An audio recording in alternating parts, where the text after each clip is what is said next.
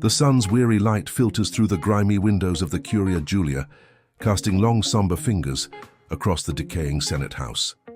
Cracks spiderweb across marble pillars, and the once vibrant floor mosaics are now worn and faded. Within this grand tomb of a room, senators huddle in tense, hushed groups, the air thick with the dust of ages and the scent of impending doom. The very foundations of Rome seem to groan under the weight of their choices. An elderly senator, Gaius, his voice raspy with age and desperation, steps forward. He pleads with his colleagues, his hands outstretched as if to physically pull them back from the brink. "We must return to the traditions that made us great," he implores, his eyes scanning the faces around him. "Diplomacy, honor the old ways. They are our only salvation." But his words are quickly drowned out. Lucius, a younger man with a warrior's bearing, slams his fist on a table. "Tradition has failed us," he roars, his voice echoing in the cavernous hall. "Barbarians claw at our borders, while our own generals tear the empire apart. We need a strong hand, a soldier emperor to restore order by the sword."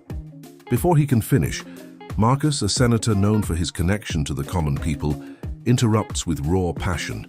"Order? What of the people starving in the streets? What of the corruption that festers in our own hearts? A plague far deadlier than any Goth or Vandal." The chamber erupts. Voices clash, and arguments escalate into a cacophony of desperate shouts and furious accusations. The camera glides slowly across the sea of contorted faces, each one a mask of anger, fear, and despair. Dramatic, elongated shadows dance and writhe on the walls, twisting the senators' forms into monstrous silhouettes, a visual chorus to their discord. A gavel bangs with sharp finality, but its sound is a mere pebble tossed into a raging sea, swallowed by the continuing uproar. The shot slowly pulls back, revealing the entire chamber in a state of chaos, a fractured, crumbling microcosm of the Roman Empire itself. The senators stand defeated, not by an external foe, but by their own division. The shadows of doubt and fear have now consumed the room, leaving only the ghost of a republic in their wake. In the heart of the Roman Empire, a minter's hammer strikes true, but as it lifts, the coin revealed is not the lustrous silver denarius of the Republic's glory days. Instead, it gleams with a telltale reddish hue, a cheap impostor born of desperation and deceit. This was the beginning of the end for Rome's mighty currency. The state, desperate for funds to pay its soldiers and fund its endless wars, began to mix silver with cheaper metals like copper. At first, it was a subtle change, but soon the treasury was churning out vast quantities of these debased coins. In the marketplaces, trust, the bedrock of any economy, began to crumble. A merchant, his face a mask of suspicion, bites down on a denarius and shakes his head in disgust. The coin felt wrong, too light, its ring hollow and false. He refuses the payment, leaving a customer empty-handed and bewildered. This erosion of faith sent shockwaves through every corner of Roman life. A baker, his flour costs soaring, turns away a citizen clutching a handful of the new currency, unable to buy even a simple loaf of bread. Across the forum, prices etched on wax tablets were furiously scraped away, replaced with figures that climbed ever higher. This was hyperinflation, Roman style. A soldier's pay, once a source of pride and security, could barely purchase the necessities of life. The very currency that had built an empire was now tearing it apart from within. As confidence evaporates, a single debased denarius slips from a weary hand, clattering onto the dusty street. It rolls to a stop, ignored and unwanted, a worthless token of a broken promise. People hurry past, their footsteps echoing the decline of an economic superpower. The coin lies abandoned, a forgotten relic symbolizing the collapse of trust that would ultimately help bring an empire to its knees. By the late 3rd century AD, the Roman Empire was a giant on the brink of collapse. Its vast borders were under constant assault, from Germanic tribes along the Rhine and Danube to the Sasanian Empire in the east. Internally, the empire was ravaged by decades of civil war, economic crisis, and political instability, a period ominously known as the crisis of the 3rd century. The empire was simply too large, too complex, and too chaotic for one man to govern effectively from a single capital. Faced with this monumental challenge, Emperor Diocletian, a brilliant military commander and shrewd reformer, made a decision that would change the course of history. In a move of radical pragmatism, he concluded that the only way to save the empire was to divide it. In 285 AD, he drew a line across the map, creating a system designed to bring order to the chaos. This wasn't a secession, but an administrative separation intended to make governance more manageable and responsive. This division resulted in two distinct, yet interconnected halves. The Western Roman Empire, with its traditional capital in Rome, would manage the territories from Britannia to North Africa. Meanwhile, the Eastern Roman Empire, wealthier and more urbanized, would control the lands from the Balkans to Egypt. Diocletian himself chose to rule the East, eventually establishing his capital in Nicomedia, a precursor to the future grand capital of Constantinople. This strategic split aimed to create more defensible frontiers and streamlined administration. To solidify this new structure, Diocletian introduced the Tetrarchy, or Rule of Four. He appointed a co-emperor, Maximian, to rule the West, with both taking the title of Augustus. Each Augustus then adopted a junior emperor, or Caesar, who would act as their deputy and designated successor. This innovative system was designed to ensure a smooth transition of power and provide leadership on multiple fronts simultaneously, ending the cycle of assassination and usurpation that had plagued the empire. Diocletian's division was a bold solution to an existential crisis. Though the Tetrarchy itself would not last long after his reign, the administrative split of the empire proved to be a lasting legacy. The line he drew on the map solidified over time, setting the stage for the eventual divergence of the Latin West and the Greek East. One would fall, while the other would flourish for another 1,000 years as the Byzantine Empire, a direct continuation of the Roman world Diocletian had fought so hard to preserve. In the twilight hours before the fateful Battle of the Milvian Bridge, a profound vision seized Emperor Constantine. As he gazed toward the heavens, a celestial cross of light materialized above the sun, accompanied by the divine proclamation, "In hoc signo vinces," in this sign you will conquer. This celestial message would not only determine the outcome of the impending conflict, but would also forever alter the spiritual landscape of the Roman Empire. Responding to this divine revelation, Constantine commanded a radical change in his army's insignia. His soldiers, on the eve of battle, set aside their traditional emblems. With focused determination, they meticulously painted the Chi-Rho, a powerful symbol of Christ, onto their shields. A new sense of purpose united the legionaries as they stood ready, their shields now bearing the emblem of a faith that promised victory not just on the battlefield, but for eternity. As the battle raged, the moment of truth arrived. With the Chi-Rho emblazoned on his labarum, Constantine charged fearlessly into the fray, his standard held high for all to see. The sight of the sacred symbol seemed to inspire his troops and demoralize his enemies. The tide of the conflict dramatically turned, and Constantine's forces surged forward, securing a decisive and seemingly miraculous victory. The triumph at the Milvian Bridge heralded the dawn of a new era. The once mighty statues of the old gods, Jupiter and Mars, were gradually shrouded and hidden from public view, their long reign drawing to a close. In their place, a new architectural and spiritual order emerged. Across the empire, the foundations of grand Christian basilicas were laid, marking the physical and symbolic rise of a new faith that would come to define Western civilization. The conflict had ended, but its true significance was just beginning to unfold. The labarum, once a standard of war, was now firmly planted in the ground, its silhouette casting a long shadow against the rising sun. They had stood not merely as a relic of a past victory, but as an enduring symbol of a new dawn, illuminating the path for the Christian Roman Empire and shaping the course of history for centuries to come. The serene twilight casts a warm golden glow over a peaceful Roman villa, the air still and quiet, filled only with the gentle chirp of crickets. But this tranquility is about to be shattered. A distant rumble, low and menacing, begins to grow, a vibration felt deep within the earth. It is not thunder, but the sound of thousands upon thousands of galloping hooves, a storm of men and horses approaching with terrifying speed. From a high vantage point on a nearby hill, a figure sits astride a powerful black warhorse, his silhouette stark against the fiery canvas of the setting sun. This is Attila, the leader of the Huns. Behind him, stretching as far as the eye can see, is a massive, restless horde of his warriors. The last rays of daylight glint off the tips of their spears and the edges of their swords, a sea of waiting steel ready to be unleashed. The air is thick with anticipation, the silence of the warriors more frightening than any war cry. With a deliberate, almost casual motion, Attila raises a single hand, holding it still for a moment that seems to stretch into eternity. Then, with a swift, decisive chop, he brings it down. The signal is given. A collective, thunderous roar erupts from the horde, a sound of pure savagery and bloodlust that echoes across the valley. The ground trembles as they charge, a torrent of destruction pouring down the hillside toward the unsuspecting Roman settlement below. The scene descends into chaos.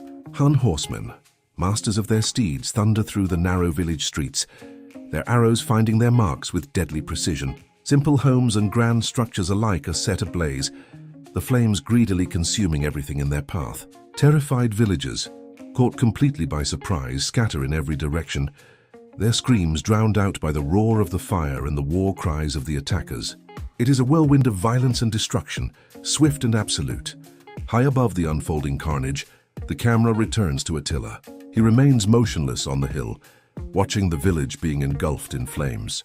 The firelight flickers across his impassive face, illuminating a cold, hard expression that betrays no emotion. As the last vestiges of the Roman settlement are consumed by fire, his fearsome reputation is forged in the inferno, solidifying his name in history as the Scourge of God. A vast, unbroken sheet of ice stretches from shore to shore, the Rhine River frozen solid under the cold, silent gaze of a full moon. The landscape is a monochrome world of white and shadow, still and seemingly timeless. Across the screen, the year 406 AD materializes, marking a moment of profound change. On the eastern bank, a great sea of humanity has gathered, a desperate coalition of Vandals, Alans, and Suebi. The breath of men, women, and children alike plumes into the frigid air, their faces a mixture of fear and hardened resolve. They are driven by forces behind them, and drawn by the hope of survival that lies across the frozen expanse, in the heart of the Roman world. A Vandal chieftain, his figure cloaked in furs, advances to the river's edge. He cautiously steps onto the ice, the silence broken by a sharp, groaning creak. He probes the surface with the butt of his spear, testing its strength. The ice holds. He turns back to the waiting thousands, his eyes reflecting the moonlight, and gives a single, determined nod. What follows is not a charge, but a slow, solemn procession. The entire population begins to move, a dark mass of people, wagons, and livestock inching their way across the groaning, cracking ice. The air fills with the crunch of countless feet on snow, and the eerie, deep groans of the river, protesting the immense weight it is forced to bear. On the western bank, a solitary Roman sentry shivers at his post, his senses dulled by the piercing cold. He squints into the darkness, at first seeing nothing. Then a moving shadow resolves into a vast, silent horde. A look of sheer disbelief, quickly turning to terror, crosses his face. As the first warriors set foot on Roman soil, he fumbles for his horn, its call already too late. The frontier has been breached, and the Western Roman Empire will never be the same. The Salarian Gate stood shattered, a gaping wound in the ancient defenses of Rome. Under the cloak of a late summer night in 410 AD, the Visigoths, led by Alaric, streamed into the city that had stood inviolate for 8 centuries. The night air, once filled with the murmur of a sleeping metropolis, was now pierced by the desperate blare of alarm horns and the chilling screams of its citizens as the invaders swept through the cobbled streets like a vengeful tide. The wave of destruction crashed upon the very heart of the empire, the Roman Forum. Here, where senators once debated the fate of the world, Gothic warriors now laid siege to symbols of Roman power and piety. With splintering crashes, the heavy doors of a magnificent marble temple gave way, its sacred interior exposed to the brutal ambitions of the conquerors. The sanctity of the Forum was broken, its hallowed ground trampled by foreign boots. From the temple's darkened sanctum, a hulking Gothic soldier emerged, his arms overflowing with golden chalices and jeweled relics that glinted in the flickering torchlight. He was but the first of many. Behind him, a line of warriors hauled away priceless statues, ornate tapestries, and heavy sacks overflowing with coins, stripping the temple of its accumulated wealth and spiritual heritage.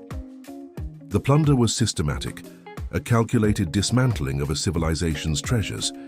Peering from behind the cold stone of a fluted pillar, a Roman priestess watched in silent horror. Tears traced paths through the dust and grime on her face, each one a testament to the sacrilege unfolding before her. The sacred items she had dedicated her life to protecting were now mere spoils of war, desecrated and carried off by barbarian hands. Her silent grief was the grief of Rome itself, witnessing its soul being torn away. The final scene captured the scale of the devastation. A large wooden cart, its wheels groaning under the immense weight, was piled high with the priceless treasures of the fallen city. In the background, the grand edifices of the Forum were silhouetted against an orange glow as flames greedily consumed their rooftops. For the first time in 800 years, the eternal city had fallen, its myth of invincibility shattered forever. The year is 439 AD. The sun beats down on the magnificent port of Carthage, the jewel of Roman North Africa. The air is thick with the scent of salt and prosperity as stevedores haul massive sacks of grain onto waiting merchant ships. These vessels are the lifeblood of an empire, the floating arteries carrying the bounty of Africa's fertile fields to the sprawling metropolis of Rome. For centuries, this has been the rhythm of Carthage: harvest, load, and sail. The city is a picture of imperial strength, the granary that feeds the heart of the world. But the rhythm is about to be broken. A shadow falls upon the horizon, a dark omen against the brilliant blue of the Mediterranean. It is a fleet, but not a Roman one. These are the longships of the Vandals, sleek and predatory, slicing through the water with terrifying purpose. Commanded by the cunning King Gaiseric, they have crossed the sea not for trade but for conquest. A murmur of unease ripples through the docks, which soon swells into a cry of panic. The serpent has arrived at the gates of paradise, and its fangs are bared. The attack is as sudden as it is savage. The Vandal warships crash against the Roman grain fleet and the city's defenses with overwhelming force. There is no protracted siege, no noble last stand, only shock and awe. Vandal warriors swarm over the gunwales of the merchant vessels and storm the quays, their war cries drowning out the screams of the unprepared defenders. The city's garrison, complacent after decades of peace, is swept aside in a tide of violence. Carthage, the supposedly impregnable bastion, is breached from its most vital point, the sea. With the port secured, the Vandals move with chilling efficiency to their primary target, the granaries. These colossal storehouses, filled with the golden wealth destined for Rome, are seized. The camera lingers on a brutal, symbolic act. Vandal soldiers slice open the heavy burlap sacks, and rivers of precious grain pour onto the dusty ground, a deliberate waste. The message is unmistakable. Rome's lifeline, the steady flow of food that sustains its very existence, has just been severed at its source. From the highest point of the captured harbour walls, King Gaiseric surveys his prize. The Vandal banner, a stark symbol of a new power, is hoisted over the city, replacing the Roman eagle. Below, the great grain ships, laden with food they will never deliver, bob listlessly in the water, now possessions of a barbarian king. The sun begins to set, casting a blood-red glow over the conquered port. The empire's granary has fallen. Rome is hungry. It was an encounter born of desperation, a final plea at the very gates of a dying empire. Before the imposing walls of Rome, Pope Leo V stood resolute, a symbol of fading authority facing the Vandal King Gaiseric. He begged for mercy, not for the city's wealth but for its lifeblood, its people and its structures. Gaiseric, a pragmatist more than a barbarian, agreed. There would be no fire, no widespread slaughter. Instead, the gates were unbarred, welcoming a 2-week-long, meticulously planned harvest of Rome's treasures. This was not the frantic pillage of a bygone era. It was a systematic dismantling, carried out with the chilling efficiency of a well-oiled machine. Vandal soldiers, disciplined and methodical, spread through the city's heart. They did not burn the grand palaces and temples, they stripped them. On the Capitoline Hill, the rhythmic clang of hammers echoed as they pried the gilded bronze tiles from the roof of the sacred temple of Jupiter Optimus Maximus, a feat of engineering in reverse. The true nature of the sack revealed itself in moments of calculated destruction. A powerful Vandal warrior, his face a mask of indifference, raised his weapon not against a person but against a priceless marble statue of a Roman goddess. The sharp crack of stone shattering on stone followed, and the camera lingers on the goddess's broken face, her serene marble expression now a ruin on the floor. This single act became the defining image of the event, forever coining the term vandalism to describe such wanton cultural destruction. Down at the bustling banks of the Tiber River, The scene was one of organized labor, not chaos. Vandal ships, their hulls low in the water, were loaded with the spoils. This was not just a quest for gold and silver. Heavy marble columns, ornate bronze doors, and the fragmented remains of once revered statues were carefully hoisted aboard, piece by heavy piece. They were not just looting a city, they were exporting its very soul. As the sun began to set, the Vandal fleet, laden with the architectural and cultural heart of Rome, started its slow journey down the Tiber. On the riverbank, a lone Roman artisan, a man who had perhaps helped craft the very beauty now being stolen, collapsed to his knees. He watched in silence as the ships disappeared into the horizon, leaving behind a city not just impoverished, but architecturally and culturally broken, a hollowed-out shell of its former glory. A small boy, no older than 10, sits on a throne far too large for him. This is Ravenna. The year is 476 AD, and he is Romulus Augustulus, the last emperor of the West. His feet swing nervously above the cold marble floor, a child lost in the gilded cage of a dying empire. The weight of 1,000 years of history rests on shoulders that have not yet seen a decade of life. His ascent was not his own choosing. A year earlier, his father, the powerful Roman general Orestes, orchestrated a coup. Refusing the title for himself, he instead placed the heavy imperial diadem upon his son's head. In that moment, Romulus was transformed from a boy into a symbol, a puppet whose strings were held tightly by an ambitious father, playing a dangerous game for control of what little remained of Rome's power. But the real power was not in the palace. It was marching towards it. The Germanic chieftain Odoacer, leading a federation of federati troops who had been denied their promised lands, strides into the throne room. His warriors are rugged and resolute, their presence a stark, intimidating contrast to the boy emperor and his terrified court. The illusion of Roman authority shatters before their confident advance.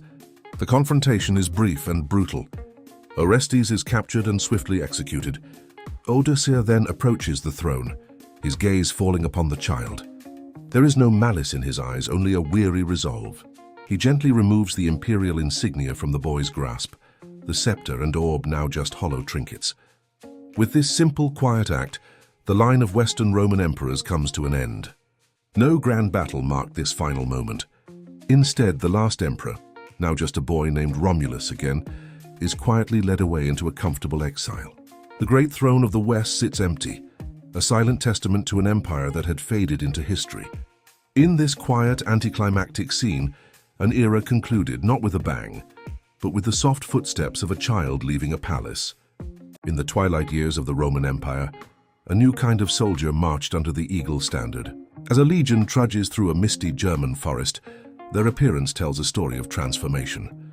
Beneath the iconic iron helmets and segmented armor, these are not the disciplined legionaries of Caesar's time. They are clad in the fur cloaks and rugged trousers of the barbarian frontier, a visible sign that the very heart of the Roman military was changing. This was the age of the foederati, the barbarian mercenaries hired to defend a realm they would one day help to tear down. The arrangement was born of necessity. In a flashback, we see a Roman official, his toga looking out of place in the northern wilds, finalizing a pact, a foedus, with a powerful Germanic chieftain. Roman gold and promises of land are exchanged for warriors, a desperate bargain to secure borders, crumbling under constant pressure.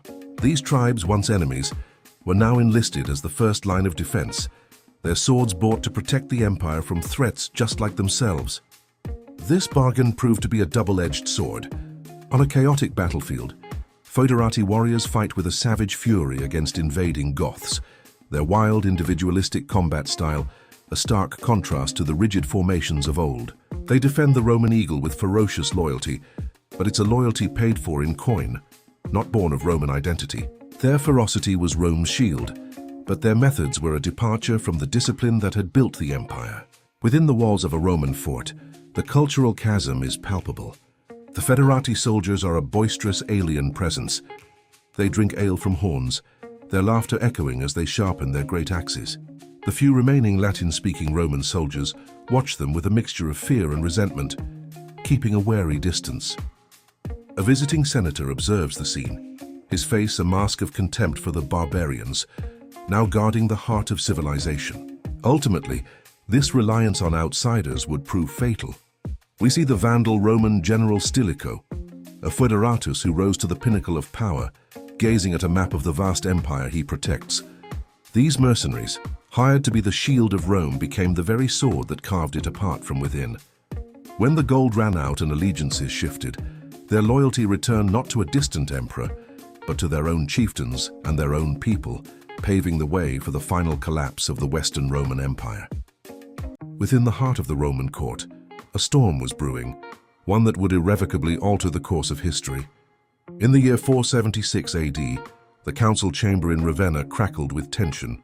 Odoacer, a chieftain of the Germanic foederati, stood before the regent Orestes. For years his men had served as the backbone of the empire's defense, and now they demanded their due, fertile land in Italy. But Orestes, arrogant and short-sighted, delivered a flat refusal. A flicker of defiance hardened in Odoacer's eyes. A promise of rebellion was made without a single word. The rejection was the spark that ignited the flame. The slighted foederati, their loyalty shattered, swiftly proclaimed Odoacer their king. The scene shifted dramatically from political intrigue to open revolt.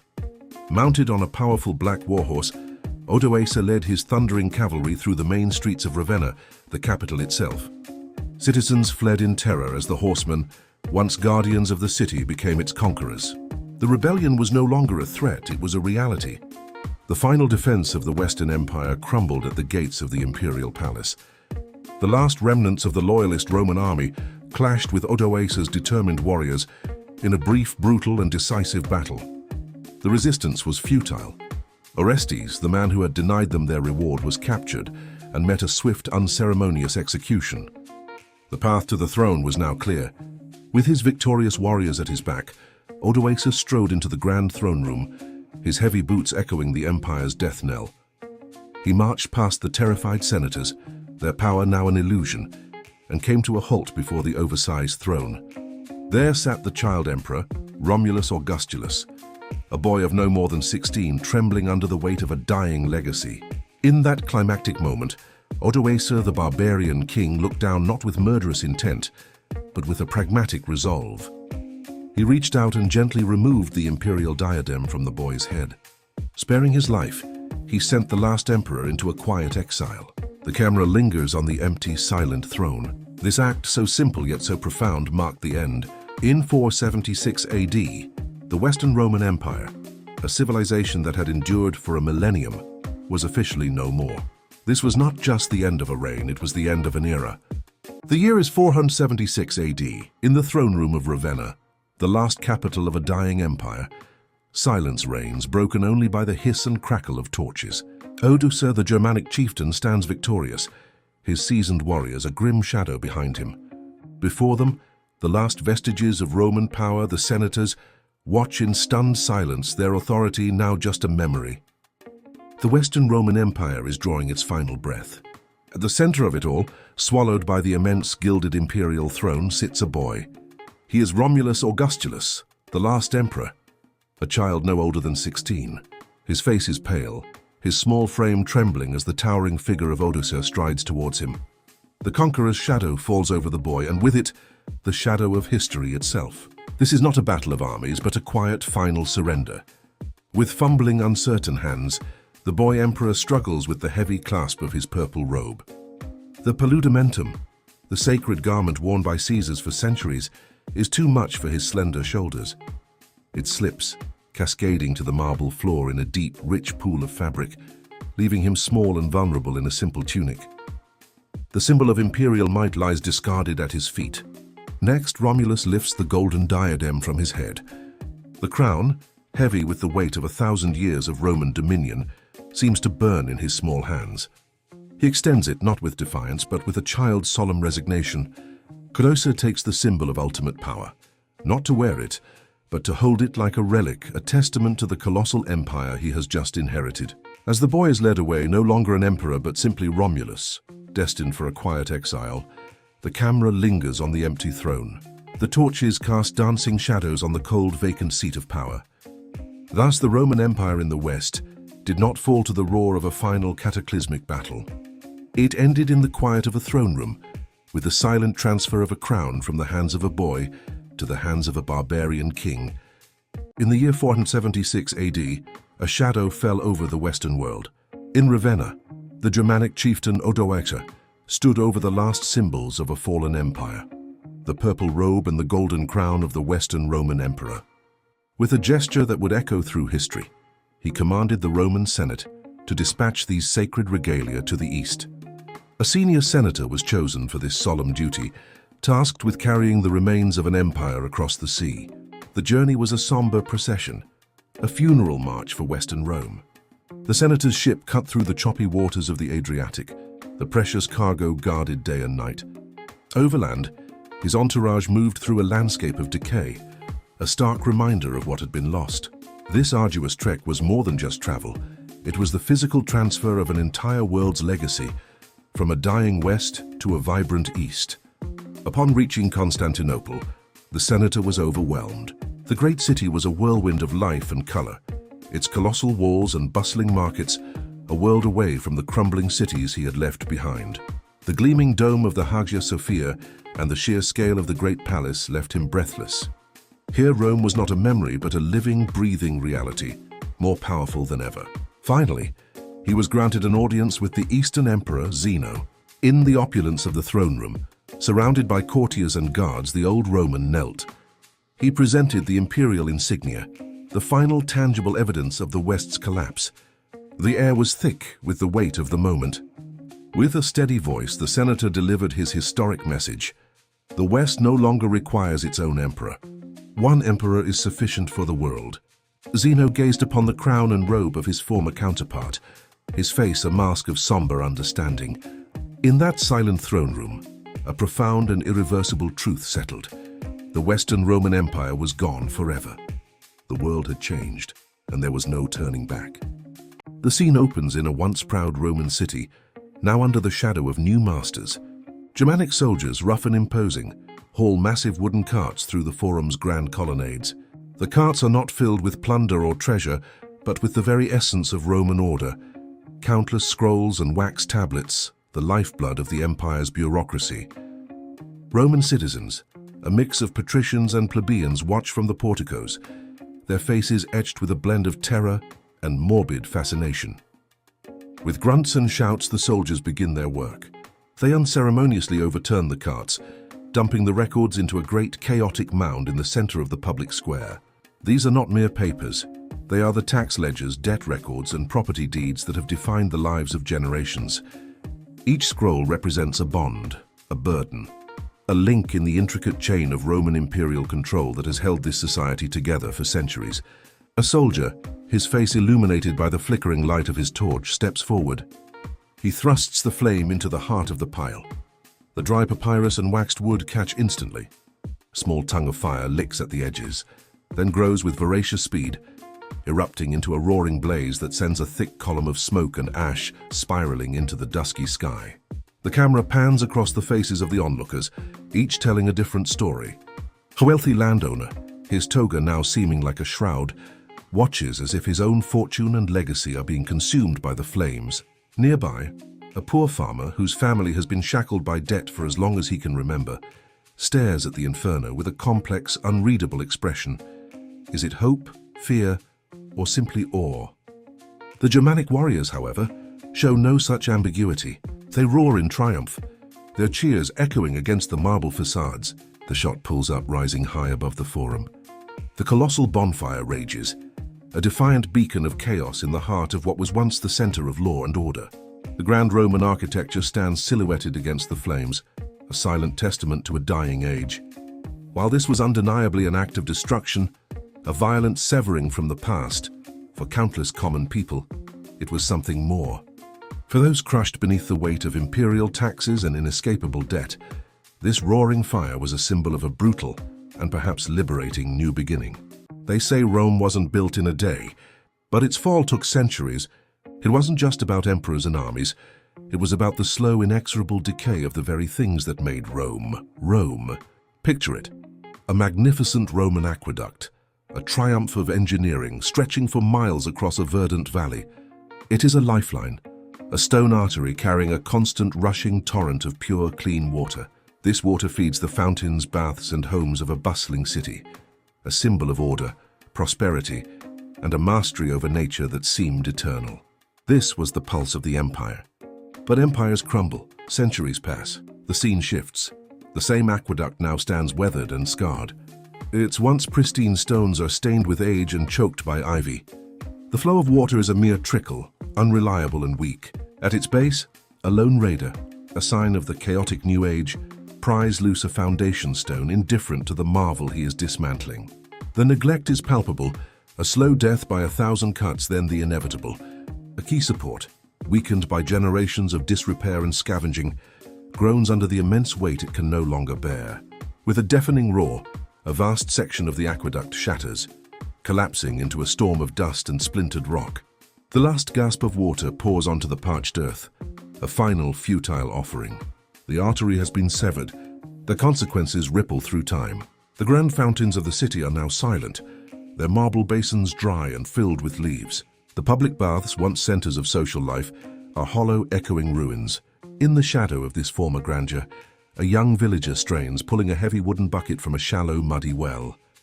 The water is murky, a stark contrast to the crystal-clear streams that once flowed freely for all. As twilight descends, the camera reveals the broken silhouette of the aqueduct against the sky. It stands like the colossal skeleton of a fallen giant, a monument not to Roman glory, but to what was lost. The end of this single technology didn't just change the landscape. It fundamentally reshaped daily existence for millions, plunging them back into an age of scarcity and struggle. And so the world learned a hard lesson. A civilization is only as strong as the infrastructure that sustains it. What if you could stand at the heart of the world's greatest empire, at the very peak of its power? Imagine the Roman Forum, not as silent ruins, but as a living, breathing city center. The air hums with the energy of 1,000,000 lives. Senators in pristine white togas engage in fiery debates on the steps of the Curia Julia, their voices shaping the fate of nations. Merchants call out their prices for exotic silks and spices near the Basilica Aemilia, while priests clad in sacred vestments conduct solemn rites before the gleaming marble facade of the Temple of Vesta, its eternal flame a symbol of Rome's enduring strength. This is not just a place, it is the center of the known world. Now watch as this glorious vision begins to waver and fade. The rich tapestry of sounds, the passionate oratory, the clamor of commerce, the sacred chants, dissolves into the lonely whistle of the wind. The vibrant colors of the city wash away, leaving behind a monochrome palette of decay. The grand spectacle of imperial Rome melts into a scene of profound desolation, a ghost of its former self. Where magnificent temples once touched the sky, there are now only skeletal remains. The great triumphal arches of Titus and Septimius Severus stand as hollow, broken monuments to forgotten victories. The Via Sacra, once a grand processional way trodden by emperors and generals, has devolved into a muddy, neglected track, choked by thorny weeds and tangled brush. This is the Campo Vaccino, the cowfield, a name that speaks volumes of its fall from grace. Among the toppled columns of the Temple of Saturn, where the state treasury was once housed, a small herd of goats now grazes peacefully.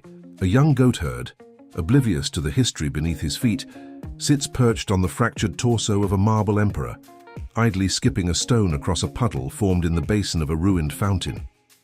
The bleating of his flock is the only sound that echoes through the vast empty space. A faint spectral image of a Roman senator materializes, his translucent form gazing out at the ruin of his world. He watches as a goat casually nibbles on a thistle, growing from a crack in the steps of the Senate House, the very place where he once forged an empire with words and laws. As the ghostly figure fades into the twilight, a stark reality remains. For centuries, the spot that had been the political, commercial, and spiritual heart of civilization was little more than a forgotten pasture. This is the story of how the world fell apart and how a new one was born from the rubble. In the 5th century AD, the Roman world was a world of order. On his sprawling estate in Gaul, a landowner named Lucius lives a life of peace and plenty. His villa, a testament to Roman engineering and artistry, stands open to the sun-drenched landscape. Fountains murmur in mosaic courtyards, and from his portico he sips wine, gazing out over vineyards that need no walls, protected as they are by the might of the Roman legions and the power of Roman law. It is an age of security, a world held together by a single powerful state. But the state is dying. From the frontiers, whispers turn to shouts of barbarian raids, of cities sacked and legions scattered. One evening, Lucius sees it himself, a pillar of smoke staining the horizon. Soon the roads that once carried merchants and magistrates are choked with refugees, their faces etched with fear, their stories painting a grim picture of a world descending into chaos. The Pax Romana, the long peace, is over. Lucius gathers his family, his servants, and the tenant farmers who work his land. The time for leisure is gone, the time for survival has come. He points to his elegant villa, then to the surrounding hills. The state can no longer protect them, so they must protect themselves. They will build their own fortress. A desperate energy seizes the estate. The graceful gardens are torn up, as a deep defensive ditch is dug around the villa. Ancient trees are felled, their timbers sharpened into a crude but strong wooden palisade. The open porticos are walled up, the delicate mosaics covered over.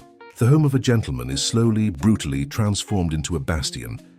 As the sun sets, the villa is no longer a place of beauty, but a grim fortress against a darkening world. A heavy wooden gate creaks open to admit a tenant farmer and his family, who look up with a mixture of fear and gratitude. On the newly built watchtower stands Lucius, no longer just a landowner but their protector, their lord. This is how a new world was forged. As the central authority of Rome dissolved, power became local, personal, and rooted in the land. This was the birth of the castle, the knight, and the feudal system. This is the story of how our world was made. A sun-drenched Roman library, vast and filled with the murmur of scholars, its shelves groaning under the weight of countless scrolls, flashes before our eyes. Then just as quickly it's gone. A heavy wooden door slams shut, plunging the world into shadow.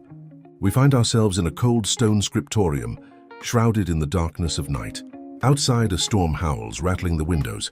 The only light emanates from a few flickering candles, their flames casting long dancing shadows that writhe upon the walls like ghosts of a forgotten age. This is no longer a world of grand libraries, but one of quiet, desperate preservation. Here, a handful of monks are hunched over their desks, their brows furrowed in concentration. They are engaged in a sacred, painstaking labor, copying the fragile words of ancient papyrus onto fresh, durable parchment. Each stroke of the quill is a battle against decay, a race to save what little remains from the encroaching oblivion. Their faces are grim, etched with the gravity of their task. The camera drifts to an elderly monk, Brother Jerome. Unlike the others, he is not copying. He is writing his own chronicle, a testament to the world he has watched crumble. His hand trembles as he dips his quill into the ink, his heart heavy with the memory of a brighter time. He is a historian of loss, documenting the twilight of an empire. With a deep sigh, Brother Jerome writes the final entry for the day. The light of the world has gone out. As he sets down his quill, the abbot places a comforting hand on his shoulder. Their gazes fall upon the single candle burning on the desk, a tiny defiant flame holding back the immense darkness. The age of empires was over. Now the long quiet work of saving its memory had begun,